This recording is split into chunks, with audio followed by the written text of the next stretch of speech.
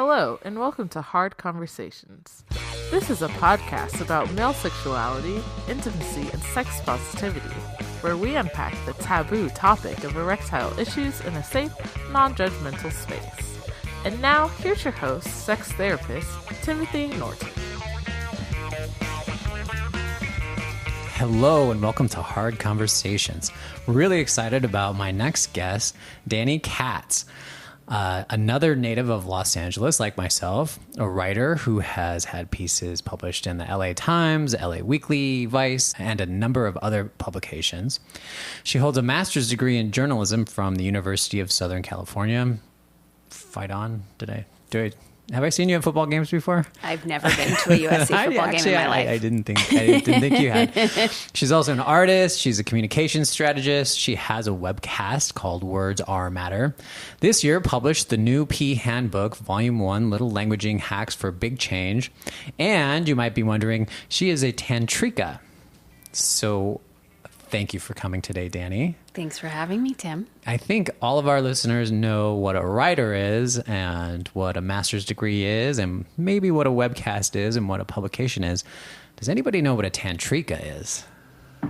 It seems like no one really knows what a Tantrica is. I'm not even sure I know what a Tantrica is. Okay. I know Tantra means to weave. Mm-hmm. My history with becoming a Tantrica is I studied with different tantric practitioners for years and years and years. I mean, I've been studying yoga since my 20s and all sorts of different like physical disciplines, and all things to like purify my body and clean out my nadis and spark up my chakras and those types of things. And I was told by an astrologer that I'm a Vestal Virgin. So Vestal Virgins are people who, according to their astrology, they have Venus in Vesta, and that generally kicks in around like 37 years old, according to the lore. And that's kind of when all of this started to open up for me. And it was basically just following a series of signs and synchronicities inviting me to start working with people. And my logical mind was like, I'm a Jewish American princess with a master's degree. I don't do that. Mm-hmm. But the signs were very clear, and my gut was very much a yes. So then I started working with men in the tantric arts. And I know this isn't answering your question as far as what is a tantrika. And I think it's just a willingness to engage sacred sexuality and to go into those realms with people in service to their transformation and their healing, and in highest service to like the divine masculine and all of us. Okay, awesome. So what happens in these sessions? I mean, they look like a basic full body massage. Okay. And there are just no boundaries as far as where the client is being touched. And it's very much there's no mutual touch. It's a one-way thing. It's just me giving touch and giving energy through my fingers, and it's different for every person. I'm very intuitively guided to give whatever the client needs. Mm-hmm. and so sometimes you touch penises. I do touch penises. That is a part of it. The gist is there's no goal in touching the penis. Mm-hmm. And obviously there's like no shame as far as what like anything can happen as far as how the penis wants to express its pleasure. But there's no goal, and there's like my general strategy is to use as little stimulation as possible to engender the most amount of feeling. So it's my approach is less stimulation and to help the client increase their sensitivity and to expand their ability to feel. And that is like completely anathema to like how Westerners are being trained to have sex. I mean, not trained, but how like most Westerners are having sex right now. And from my experience with that and working with as many clients as I have, is like, that's not a sustainable trajectory. If we keep needing more and more stimulation to feel things, we're going to hit a point where that just, is impossible to keep up with. So in my experience, it's just so much easier to pull back on all the stimulation, just increase the human sensitivity, which is also more empowering. And then we get to open up to like realms of like so much more pleasure and sensation and fun and joy that we didn't realize were possible when we're just like trying to do things like harder and faster. Harder and faster. So how does that actually play out when, I mean, I don't know if you say this verbally, but this idea of no goal. I think a lot of guys who might go into a situation like this definitely have a goal. Yeah.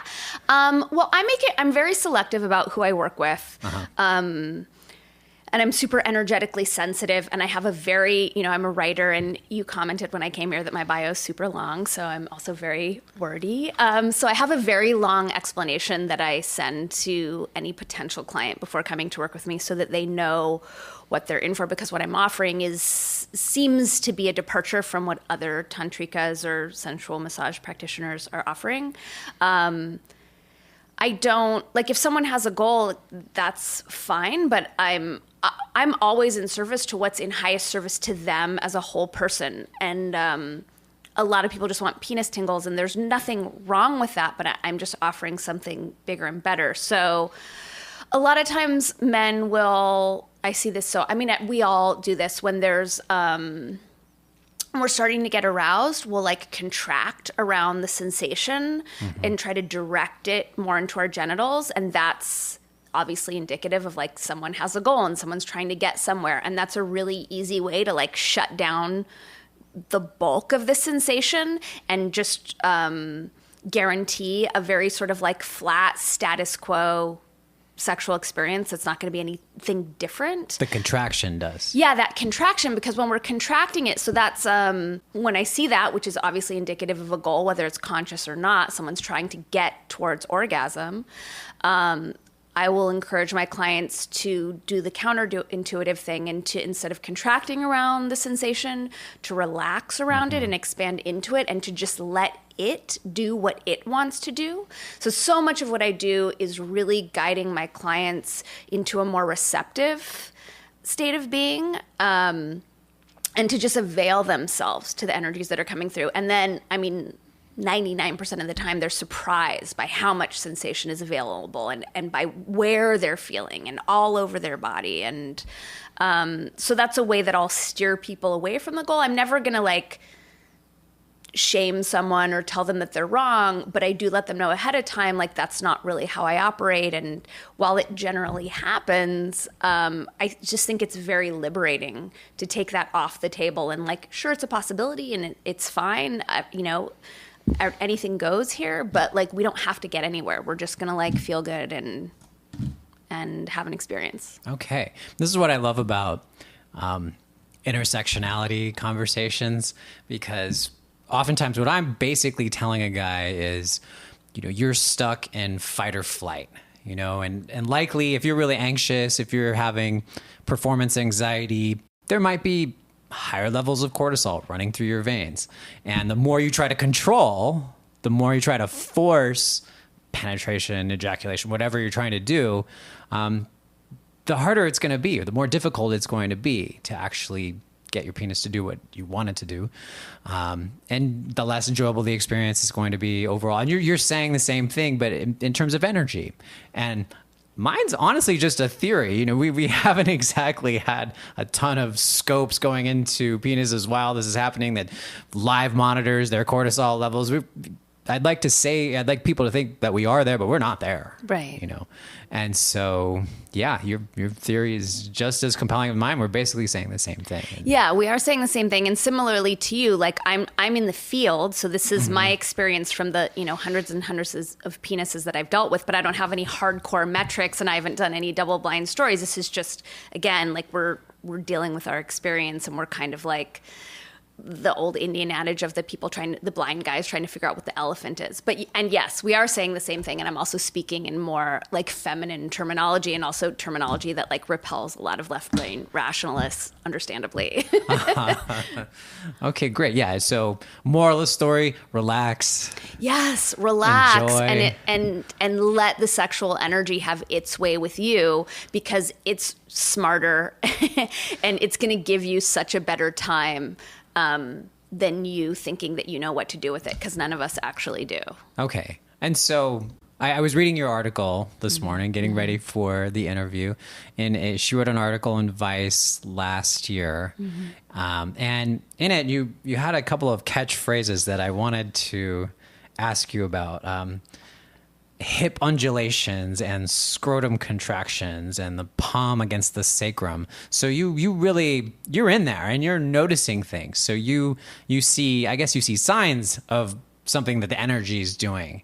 So can you give us some of the details of what exactly it is that you see and what you're working with? Yeah, for sure. So I am hyper present during the session. I'm a bit of an overachiever, so I really like to show up.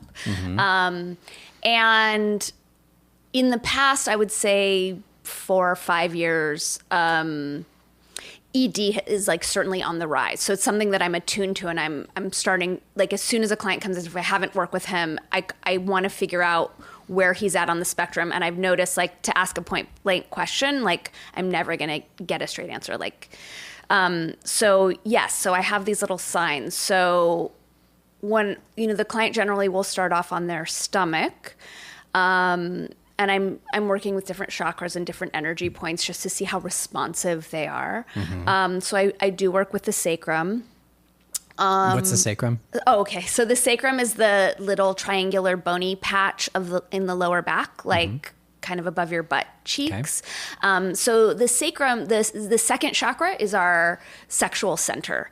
And we receive through the backside of our chakras. So I work a lot with the sacrum to open up the client to receive sexual energy, because it's also a departure for a lot of men who generally, like in heterosexual sexual relations, they're giving and they're directing and they're guiding, and there's, it seems like there's pressure in that as far as like multitasking and making sure that their partner's happy and whatnot. And so a big part of what I'm doing is flipping the table so that the client, all he has to do is receive. Like that is it. There's no he doesn't have to worry about anything else except letting himself feel good.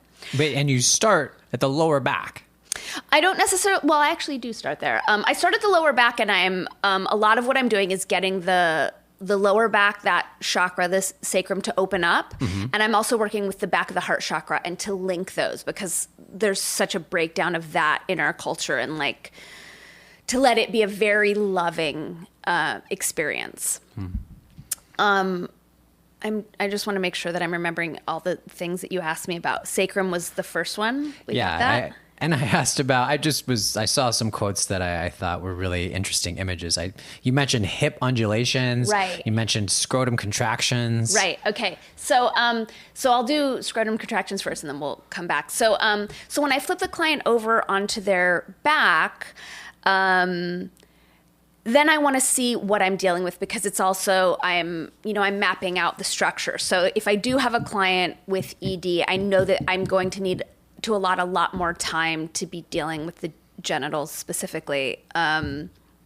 So I'm working with Chinese acupressure points on the legs. And as I work my way up the legs, I'm looking to see at what point the scrotum will contract to see how sensitive they are. If I'm dealing with a client who has ED, there won't be any, there'll be very little scrotum contraction or none at all. And it used to be that I only saw that in elderly clients, and more I'm seeing that in younger and younger clients, like at an alarming rate. So that's generally my first sign of like, okay, Houston, we have a problem. Okay. Scrotum contraction. Scrotum contraction, paying attention to how the scrotum is responding. So it's when I go up the legs, and not everyone has sensitive nipples, but it's another way that I can check if they do, is to see if the scrotum contracts. So if a guy is at home right now listening and he, I don't know, gets tickled somewhere on his legs or something like that, maybe with a partner, maybe by himself, and he had a mirror, he might actually be able to notice. Yeah, for sure. So the scrotum is like an octopus or a squid. Like, it's extremely telling. You know how like octopi are like very emotional creatures? I was not aware, but they are. I They're believe you. extremely Okay. emotional creatures, and they're very expressive. They're sort of like pure emotion. Anyway, so yeah, scrotum is like a super telltale sign of sensitivity. So once I flip them over, I'm my eyes are kind of glued to the scrotum as I'm checking to see the status of how sensitive the client is going to be. And then you would ask me when are there, hip undulation. So hip undulation is another, like it depends on where in the status of arousal that starts, but it's another means of directing the energy and trying to control the energy. Sometimes, not all the time, because sometimes it's just like some people are really sensual and it's just how they're expressing. But a lot of clients with ED, because they're not super sensitive, will sort of go overboard on that's my judgment, but like there'll be a lot more hip undulation because they're trying to find sensation wherever they can get it, and they're used to needing to control the energy to get it. So the hip undulating is another sign. And when I have a client who's doing a lot of that, there's a lot of like guiding him to pull back, just because I want them to be able to feel when they're on my table. Okay. And so you say you don't ask guys necessarily at the start because they're not going to usually give you... I mean, I've gone through phases where I have, and it like only shuts them down. And anyone, like in my experience, anyone who is addicted to porn or has ED will lie. Like Okay. 100%. Okay. And so whether or not they come right out and say it, or whether it just becomes obvious really quickly, what's the course of action? Like how you've been kind of telling parts of it, but I mean, I guess how long do you spend in each situation? I know it's going to vary, but are you kind of waiting for signs along the way of, okay, now the scrotum's doing this, and now they finally started breathing again, and now they're stopped closing their eyes, or now they're opening their eyes? Like how does this go? Yeah, these are good questions. So sometimes I'll have guys who will like start with the hip undulations when they're on their stomach, and that can either be a sign of ED or it can be a sign of like a sort of like a compulsive sexual predilection. But when I'm flipping them over, I'm definitely testing like, am I dealing with ED? And to be perfectly honest, like when I get a yes, like this is someone who has erectile dysfunction, especially when they're young, like I'm bummed because I'm like, okay, they're not going to be available to feel a lot. Like that's not something I can fix in a single session. It's not something I can fix at all. And I know it's going to be a lot of more like literally physical work. So it means that I'm going to need to allot at least 20 minutes to be working with the penis. And a lot of times it means that there's going to be kind of a battle because especially if it's a younger guy and it's porn induced, they're used to so much stimulation that's what they're craving. And so then I'm up against that craving. And then I'm up against that, if there is going to be like bucking or undulating or that type of thing. So my general way of doing it is if someone has ED, and I know your show is about, all sorts of it. And what I'm mostly dealing with when I see it is porn addiction. So it's from someone who's been masturbating a lot, and it's generally in a very specific way. So it's generally with the same hand. It's generally the same angle, the same grip. Like there's a lot of, it's very homogenous. So what I'm up against is certain channels and pathways and neural networks and what we would call in like the tantric world nadis being overstimulated. So then what I'm doing is I'm trying to wake up other dormant parts of the penis that haven't gotten a lot of stimulation. And then the gist is to wake those up and to bring their attention and bring those back online. But a lot of the times when I'm dealing with someone who has ED, because they're used to a harder grip and more stimulation, they think they don't want that, and it can be annoying. And I'm kind of going to worst case scenarios. So what I'll be doing is touching the penis in ways that I'm I know it's not used to being touched. So I'm not going for like a sexual stroke. I'm not goal oriented. I'm not trying to get anywhere. I'm just trying to bring it online because there's so much pleasure. There's so many nerve endings in the whole area. And so I'm just like trying to kind of like kind of scramble, like throw a wrench in what they're used to. And it's almost like throwing chaos into the mix, if that makes sense. It does. And then the other thing is, and this is a little bit more of a negotiation, is trying to encourage men to close their eyes and connect to the physical sensation. So I'll guide them to like, keep your attention focused on the point of contact between my fingers and your penis, versus like staring at my ass and then creating fantasies from there. Because then they're not, then you're empowering the visual sense, which is, if it's coming from watching porn, is already overstimulated. And while I understand that men are visual creatures, it's nice to have a lot of options in the wheelhouse so that there's not only one or a couple ways of getting off. So it's encouraging them to like really focus on the tactile sensation and really to narrow their attention so that they can start to, because if they can even notice tiny hints of sensation where, if even 10 minutes before they thought they couldn't feel anything, we're making progress. But the other thing that I'm up against is realistically, men aren't coming to me to like be healed or, on a conscious level. Like generally, to be totally honest, they're coming to get off, and I'm guiding them into a different relationship with sexual energy. So if I'm dealing with someone who has like a really extreme case of ED and a lot of porn addiction, there's like maybe his desire for more stimulation or raunchier stimulation or faster this or that. And I'm trying to like bring more wholeness and more expansiveness to the experience. And then it's just like a lot of sort of deft maneuvering to get him to surrender to me and to my touch and my authority, and to trust that I'm going to take him someplace really amazing that's better than he understands if he can just get out of the way. But if I'm dealing with someone and it's a first-time client and there's ED, it's just trying to wake up centers, because more stimulation and visiting, having a stranger touch your penis, I don't think is the best way to go about healing that. I really think the best way to deal with ED is to just stop touching your penis for a while. And then I'm a fan of sensate exercises, which I am tossing into the mix. But there's so many different variables that we're not talking about, and they're kind of assumed that I'm kind of dancing around. Did that make any sense? It did. And, you're basically... in so many words, there's not a one size fits all solution for this. And when you say throwing chaos into the mix, I think of, the first thing you said was the grip.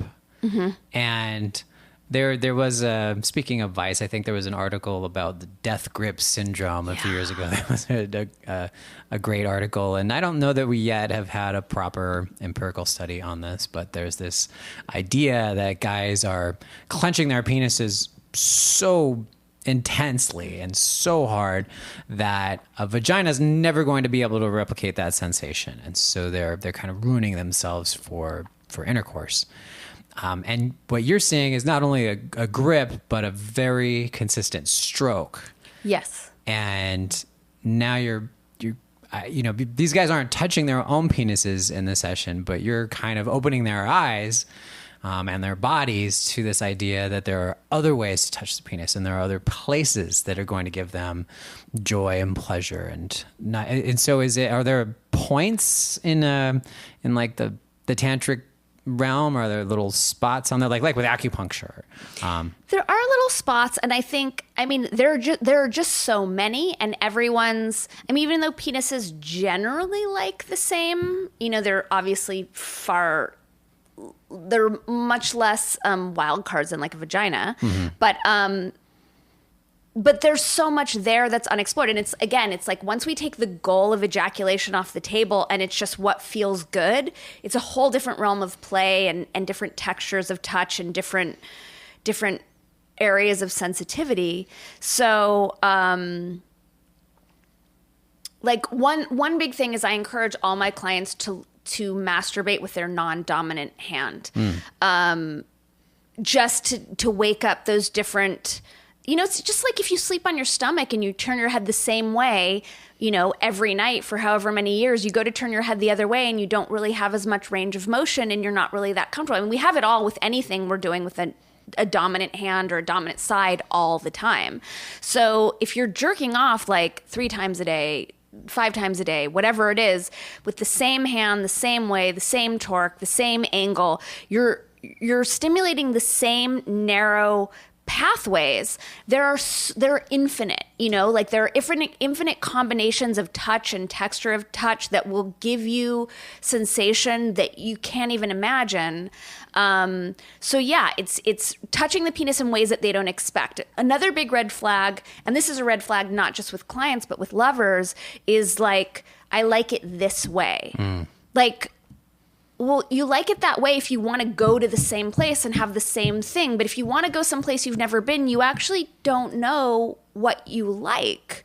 And so a big part of it is just like getting the clients to avail themselves to a new experience and to not have to control it and to not think that we're trying to get anywhere.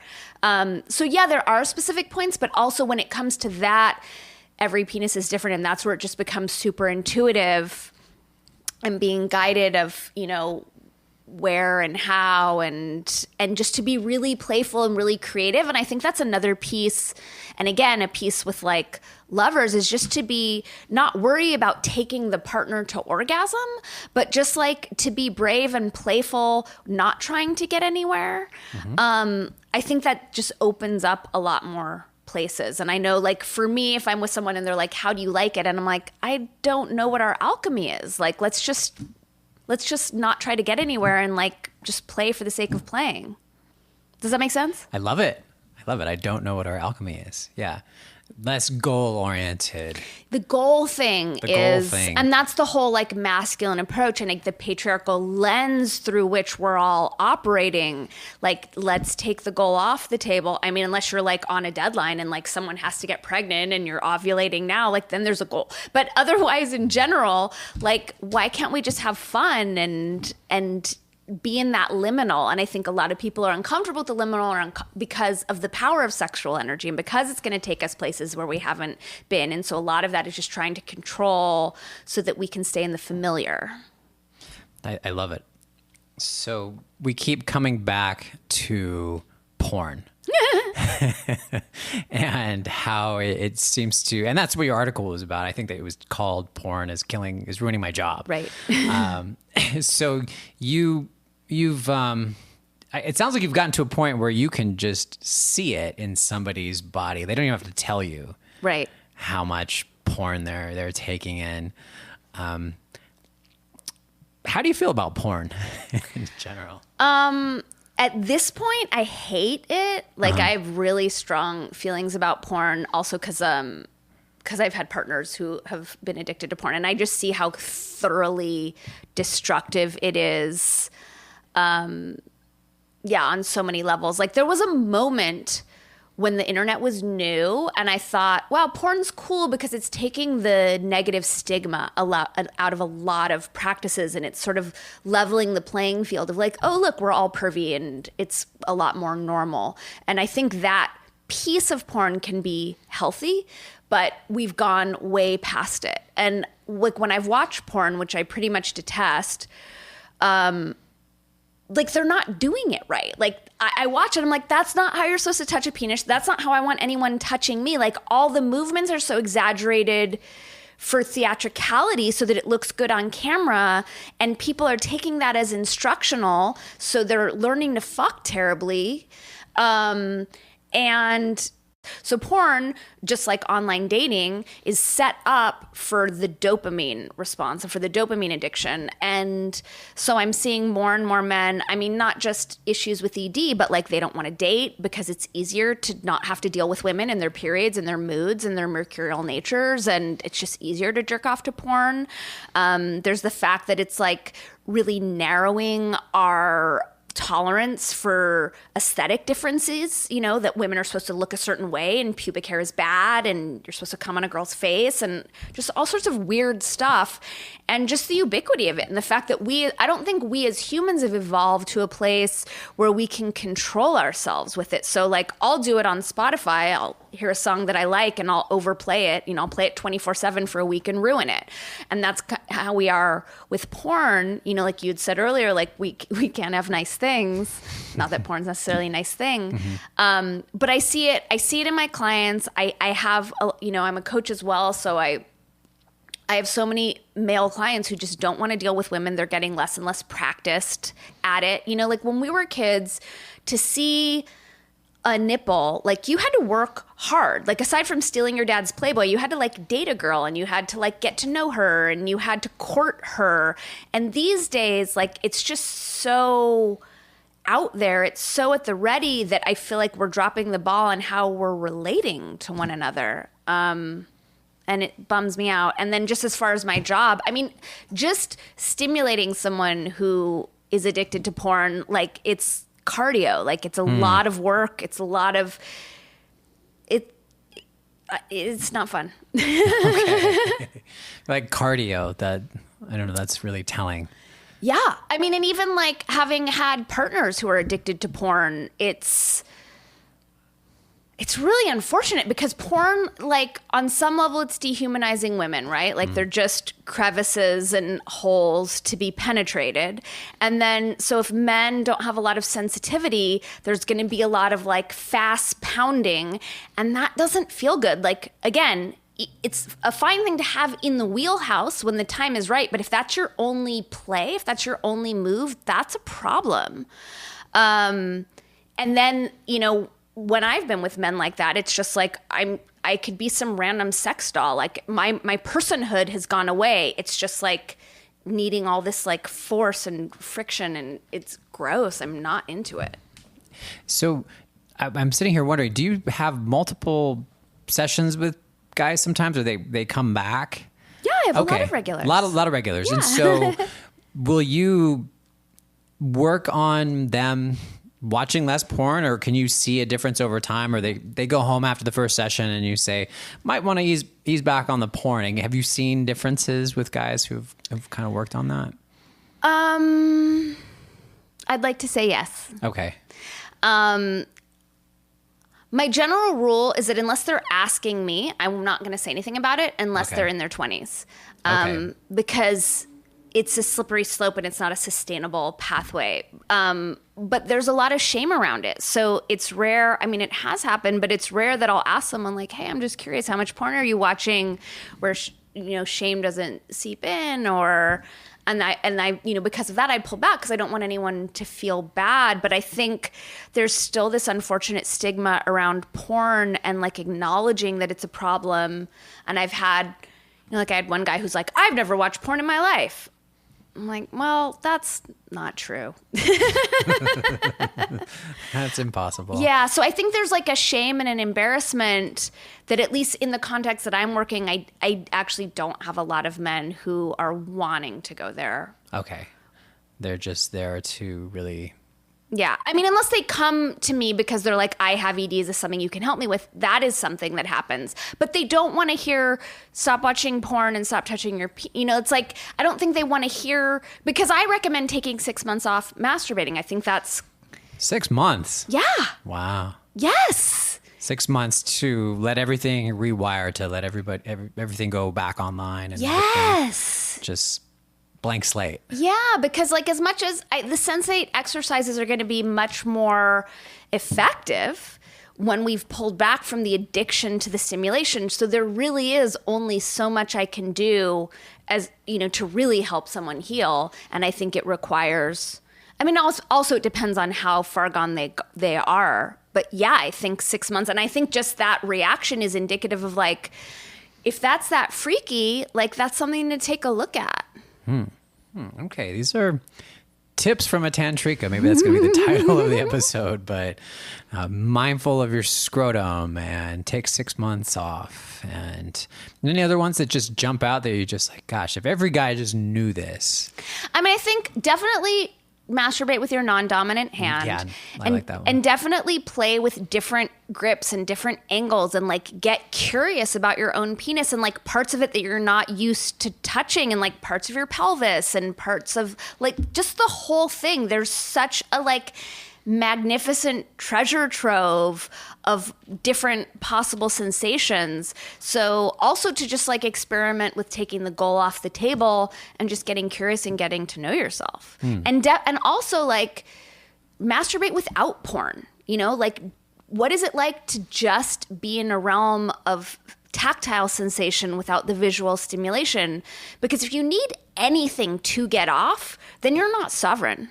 Then your power is being given away to this external thing, and you're limiting the availability of sexual experience and of pleasure. So if there's anything that you like need to get off, then experiment with taking that thing away. Then what are we supposed to masturbate to? Sensation? Tell me more about that. Well, I mean, you're masturbating because it's a physical, you're stimulating nerves and nadis and, you know, magical portals in your penis. That's a tactile thing. If you're reliant on visual stimulation, then a part of you is dissociating from that experience, right? Because if you think of the realm of multitasking, if you're deferring to a fantasy, then you're not really being entirely present with the point of contact between your hand and your penis. So with your non-dominant hand and experimenting with other places, you're going to start to open up and activate realms of tactile sensation that you didn't realize were there.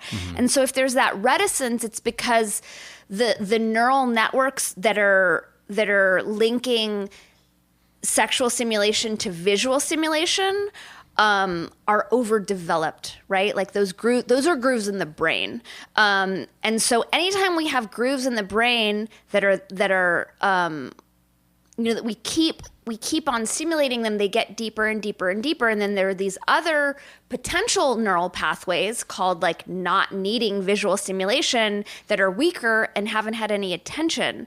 And so that's when, like I said, like that's why I'll speak to guys who I know are in their 20s, because I'm like, you're too young to have such a limited bandwidth of sexual experience for yourself. You know, like if you continue down this pathway and it's just going to get narrower and narrower, that's not going to be super fun.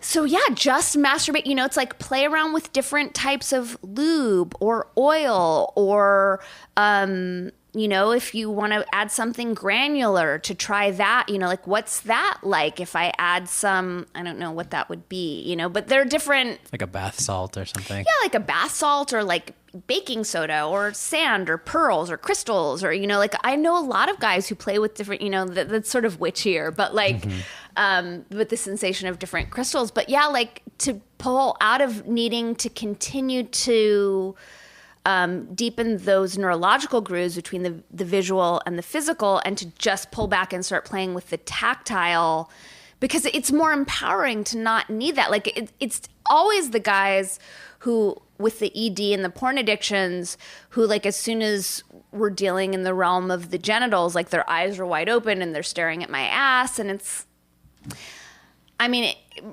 my personal feelings about it are irrelevant. It's just a bummer to need that, because I really empower my clients to be sovereign and to have like the most expansive wheelhouse of sexual stimulation and fun available to them as possible. And if they need visual stimulation, then they're missing out on a whole realm of tactile sensation that could really be fun and exciting. Yeah, and I think tactile sensation, we're always coming back to mindfulness. And you made a comment a minute ago about drawing somebody's awareness of their hand and the sensations of their hand to touching their penis. And, you know, one thing that's very limiting about sex therapy is, as I'm not going to see how mindful somebody is when they're actually masturbating or when they're having sex. And that's why I always like to talk to hands-on people about these kinds of things. So will you actually verbally instruct a guy or just kind of teach him, hey, while I'm grabbing your penis right there, you kind of dissociated, you tuned out right there? And or are there ways that you can kind of guide him back into his body and teach him that? How does that go down? Because I want to think that what's happening is this guy's getting this great tutorial on, hey, you just tuned the hell out. You just left. Put your hand on your penis right now and feel it and get present to it and be present to it. Does that happen? It's happened a few times. More so when I'm pulling their attention back from contracting around. That's what happens more often. And then I will pull their hand towards their perineum, because that's when you could feel that sort of squeezing and that tension. And then remind listeners of what the perineum is. So that's that sort of like track of skin between the anus and the scrotum. And that's what clenches when we're contracting around the sensation. I will more verbally guide them. I mean, that's the other thing, is when men are stimulated, it's not a great time to teach them. They're not in that part of their brain. They're having a different experience. That's a good point. But I will it's mostly with regular clients where like I will, like when I do this thing or do this or try this. Another thing is to not just use the palm of your hand, but like use the backside of your fingers, use the side of your fingers, like try like really counterintuitive ways of touch and parts of you to wake up different sensations. So that's why my number one is just start masturbating with your non-dominant hand, because that clumsiness is going to start to, it's going to inspire someone to get creative and figure out different ways, because we are used to like a narrow bandwidth of stimulation. So in trying to find the stimulation, that will encourage the man to sort of engage his own creativity in doing it a different way, if that makes sense. It does. Yeah, I'm not specifically telling people how to touch themselves. I'm more, and that's the other thing. I'm just like empowering them to get creative and to just get playful. Okay. So as a therapist, I'm always thinking about emotions. And so far, the emotion of hunger might be upon us. Nope, they're delaying. The only emotion we've really talked about so far, besides lust, is shame. But I got to imagine that guys come in with all kinds of things. This is an intimate experience. Super intimate. So what are you seeing emotionally from men? And could you comment on that? Is that too broad of a question? But well, I'll answer with what comes to mind. And if I'm too broad, we can both collaborate on narrowing it. But I've noticed in the past like 6 months, and I've actually reached out to other tantric practitioners to see if they're seeing this as well. A lot more anxiety, a lot more like nervousness, and like a sheepishness. Like that, I've seen an uptick in that recently. But a lot of times it's loneliness. A lot of it, I see this with so many young guys, like insecurity, like they're not hot enough to have a sexual partner, or mostly what I see are emotions that are making the men like small and not super confident. I think that's what, or like, neglect in long-term partnerships. I deal with a lot of like the darker sort of like sad, lonely emotions, I think. And does that seem to directly relate to the quality of an erection or any kind of penile? Do you see depression having an effect on erections or on sexuality? Yeah, I definitely do. I mean, it's I see depression, I see anxiety, and then the worst is just like the consciousness of it, and the like. If it were just depression, I don't know if that be a big deal, but then I think there's like a judgment on being depressed or a feeling bad about being depressed that compounds it and make it worse. It's like, mind fuckery. You know, it's like the more, I'm sorry, I keep doing that. The more in the head the client is, I think that's where erections can be compromised. Okay. But you can still do good work. I can always do good work. Okay. Yeah. Sometimes guys who are just long-term depressed, they write themselves off as I can't, you know. Well, and that's the other thing is like, again, in taking the goal off the table and the fact that my sexuality isn't on the table, so there's no one to please. It's like, all that matters is, does this feel good? Like, even if a penis is flaccid, like touching in a loving, like yummy way is going to feel good if we allow ourselves, you know, mentally to not judge that experience and not expect the penis to be doing something different.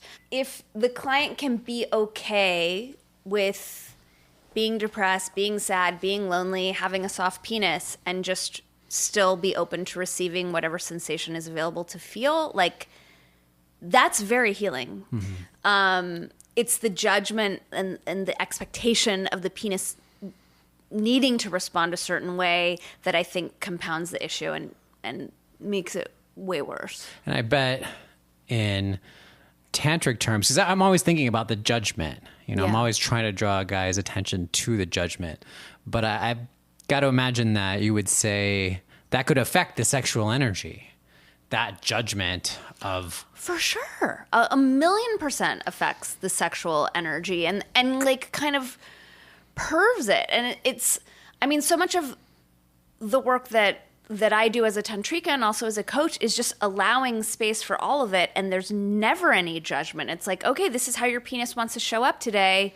That's must be perfect because that's what's happening, you know? So it's not a problem. And to just have that allowing for all of it to be okay. And it's like, okay, if we're dealing with a really flaccid penis, this is what we're dealing with. And it's also the big piece is for the client to be okay with not getting anywhere and like, well, this is how we're going to play now. And then I'm going to be approaching a flaccid penis in a totally different way.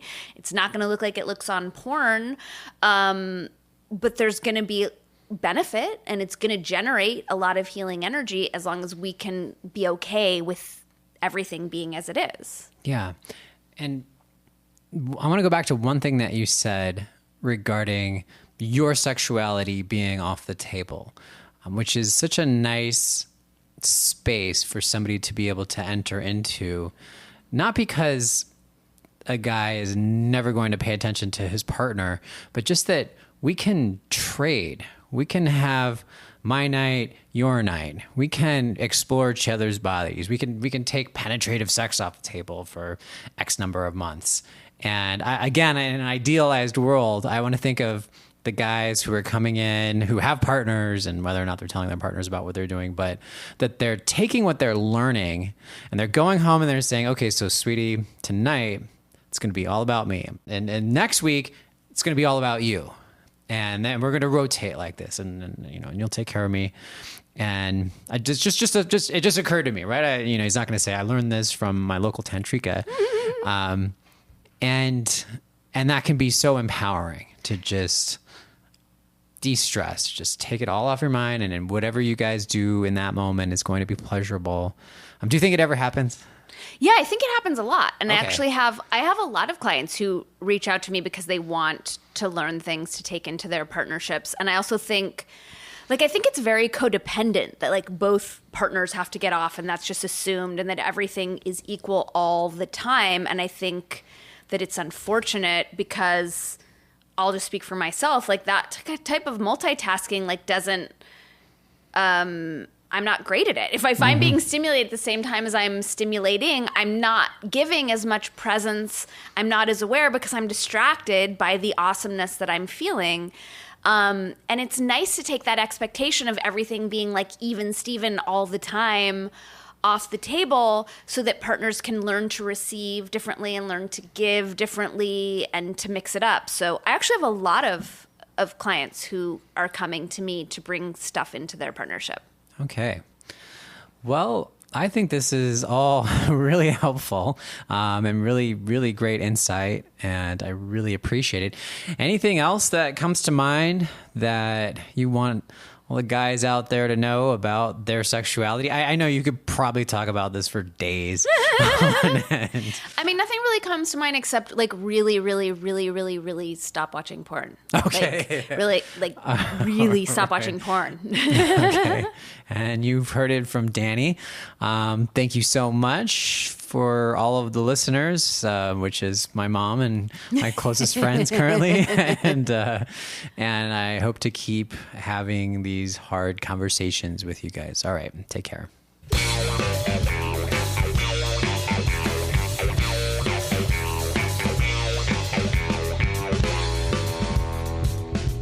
Thanks to the show's executive producer, Robin Morrison. Thanks to Kat Murphy, director of social media. Thanks to Team Scrub for the music. Thanks to the sound engineer, Ravi Carmen. Thanks to Brian Hui for naming the show. Thanks to Alex Pitts for the intro. Thanks to Arlene Asuncion for the logo. You can find this podcast at hardconversationspodcast.com or wherever you get your podcasts. You can locate me on Twitter at TimNortonLCSW or on my website for my private practice, TimNortonTherapy.com. You can also email us at hardconversationspodcast@gmail.com or call into our hotline at 662-626-4276. That's 662-MAN-HARD. Thanks to all my friends and family for brainstorming this show with me. Shoutouts to the sex positive community, including sex educators, sex therapists, sex coaches, other fellow sex podcasters, sex surrogates, academics, the sexual health medical community, sex workers, the Tantric community, and everybody else involved with having hard conversations. Bye-bye.